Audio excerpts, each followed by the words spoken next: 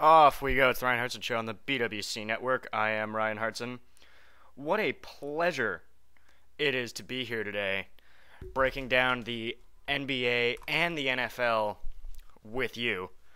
The NFL will be on Saturday, mostly on Christmas Eve, and then you've got the one game on Sunday. The NBA gets started on Sunday, so that means it is finally time to do an NBA preview.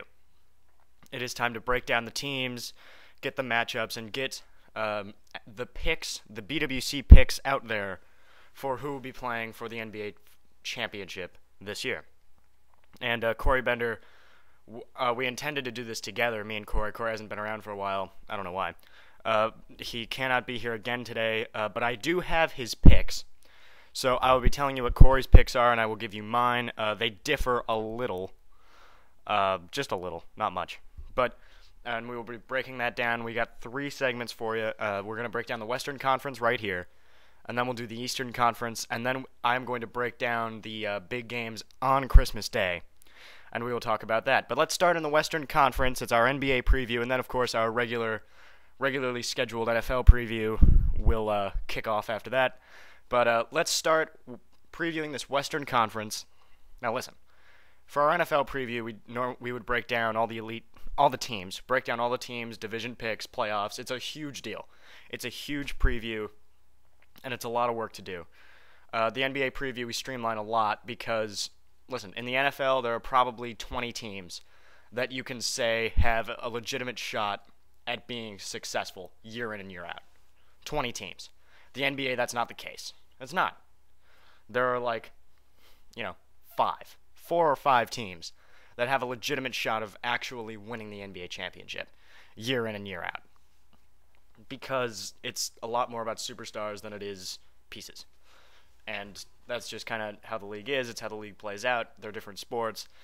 So the NBA allows us to do a little smaller preview. So let's get started with the Western Conference. You could talk about the Lakers. You could talk about the Grizzlies. You could talk about the Spurs. You could talk about the Clippers, who just added Chris Paul. Blake Griffin is there as well. But to me, the conversation out west starts and ends with the Oklahoma City Thunder. And we'll get to the other teams in a minute, but let's start off. This is about Kevin Durant. The NBA is an amazing league. It is an unbelievable league. For this reason, is that we have 3 sensational players in LeBron James, Derrick Rose, and Kevin Durant, all in their prime right now. And I talk about this in the NFL. I talk about this with a team like New England, or with Michael Vick, or somebody like that, or the Packers, is that don't let your hate get in the way of appreciating something special. I know we all love to hate LeBron James right now. It's really, really trendy. Honestly, if you would just get rid of the hate and just enjoy the talent, he is an unbelievable player to watch. Now, nobody hates Kevin Durant, and that's fine. I don't think anybody should hate Kevin Durant. He's an unbelievable kid, unbelievable talent to watch. Enjoy the talent. He is phenomenal. He is unbelievable. They're going to win however many games they'll win in this 66-game season. They'll win way more than they lose, obviously. And, they'll get up, and they'll probably get that first seed in the Eastern Conference. They're an elite basketball team. They've got all the pieces between Russell Westbrook and Joe Harden, or James Harden, whatever, and Kendrick Perkins down low. An elite team. They've got, they're going to be a little more mindful of defense this year, and it's just an elite group. They're young, they got great legs, and I think they are the favorites to get out of the West because of Durant. Durant's the best scorer in the game. He's extremely fun to watch, and I love the talent, and I think this is going to be a great year in Oklahoma City. And they're the favorites to get out of the West for me. My top 3 teams in the West, I would say, are Oklahoma City, Dallas, and the Memphis Grizzlies. Now, I know LA is supposed to be up there, and I know the Grizzlies, everybody they're not sexy, but they are really good. When you think about the way they play with, you got Randolph, you've got the good Gasol, it's not Powell. The other Gasol, really, really good. Marc Gasol's a great talent. And then, of course, you've got O.J. Mayo. They are elite and very physical, and they've got some nice pieces around them. And I think They're not the second. They're not prop. San Antonio and even the Clippers may win more games, but get that group into the playoffs playing physical half court basketball. They could easily make a run to the conference finals. So they're the third team. I've got Dallas second because Dirk is Dirk. You've still got the great shooters there. They added like Vince Carter and some of the they added all these old guys, and that just freaks me out when teams in any sport start adding these old players that haven't been all-stars in 4 years or Pro Bowlers or anything in 4 years. It's like, come on, really? Oh yeah, that's gonna work because it's a name. When the last time you made an all-star game appearance or a Pro Bowl was like 2006. It's like, come on, we gotta get with the future. So Mark Cuban may have made a couple bad moves that didn't bring J.J. Barea, or why does his name escape me now? Never mind. Tyson Chandler. When you don't bring guys like J.J. Barea and Tyson Chandler back, those glue guys, that kind of scares me. So Mavericks, they're taking a step back. I don't think they might not even get to the conference round. I think they're the second best team just because they're the champs. Benefit of the doubt a little bit. Dirk is still going to be Dirk, and I think that's enough for that second spot to me. They're the second team in the West, with Oklahoma City ahead of them. My third team, obviously, is Memphis. I mentioned them already. And I guess people go, oh, well, where are the Lakers? And I'll talk about them in a second. I'll give you Corey's picks. Corey out west likes Oklahoma City, the Lakers, and the Grizzlies. So, very similar to what I said. He likes Oklahoma City for probably all the reasons I said. He likes the Lakers, though. Now, the Lakers horrify me.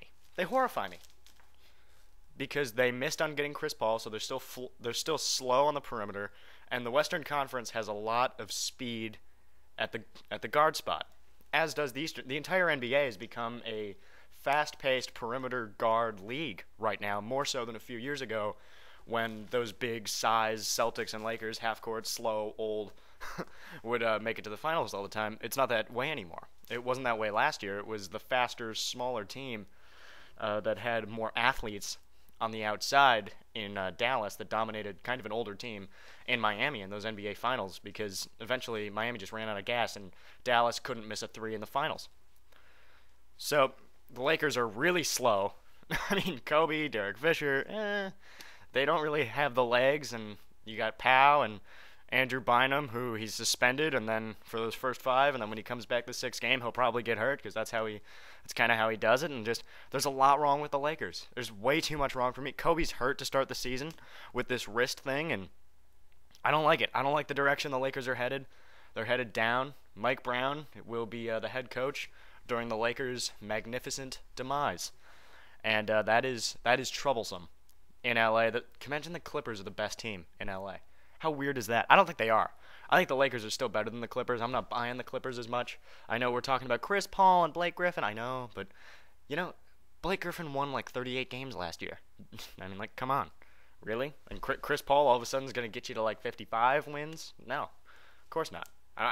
Not even. I don't think Chris Paul has enough. I think they're going to be good. I think they're going to get into the playoffs. But there's just something about the Clippers, man. And they just got to keep adding. But it's a good start. It's a good start, and hopefully they win. Chris Paul looks good in the awkward red that the Clippers have, and I think that's going to be good. I think that's going to be good for the league, and the Lakers are probably still better, but they're kind of old, and when they get into the playoffs, we'll see what happens when the game starts to slow down, more of a half-court, grounded pound type of game. But the Lakers, as of right now, I don't like as much. I'm down on them. But Corey's putting them right there. I would assume I think we both think, we were talking about this earlier this week, I think we both think that Oklahoma City is far and away the favorite in the West, and that everybody else is just kind of fighting for second. I think Durant is going to start winning rings within the next couple of years. This is when it's going to start to happen. He's already been the scoring champion. He's going to be one of the MVP contenders this year, and he is going to be very, very good, and it's exciting in Oklahoma City. And then his third team was Memphis, I'm sure, for all the reasons that I mentioned. So there you go. The Western Conference in the NBA is an exciting conference, and as usual, really. But now we move on. Honestly, the Eastern Conference is so much sexier than the West now. I mean, it's unbelievable. You got LeBron, you got Derrick Rose, Carmelo in New York. what's going on with the Magic. It's a lot of fun. We'll get to that next on our NBA preview special. It's the Ryan Hartson Show on the BWC Network.